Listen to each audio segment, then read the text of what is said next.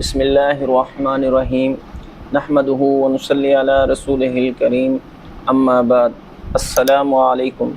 آج ہم بات کریں گے خواب کے اندر حضرت صالح علیہ السلام، حضرت ابراہیم علیہ السلام، حضرت اسماعیل علیہ السلام اور حضرت یعقوب علیہ السلام کا دیکھنا کیسا ہے۔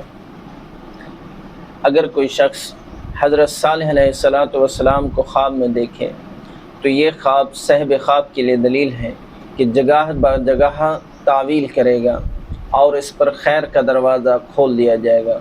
اور اگر کوئی شخص خواب کے اندر حضرت ابراہیم علیہ السلام کو دیکھے تو یہ خواب دلیل ہے تو حج اسلام کرے۔ اور بعض معبرین فرماتے ہیں کہ اس پر ظالم بادشاہ ظلم کرے گا اور یہ شخص اپنے والدین کے ساتھ بدخوئی سے پیش آئے گا۔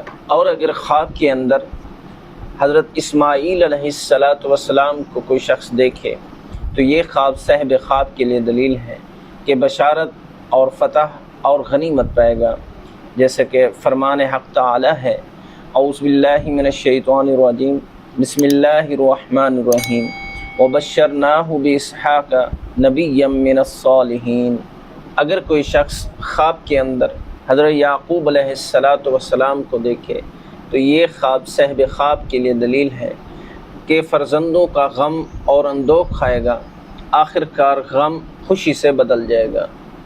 اللہ پاک سے دعا گو ہوں کہ اللہ پاک ہمارے لیے ہمارے ان خوابوں کو باعث برکت اور رحمت بنائے۔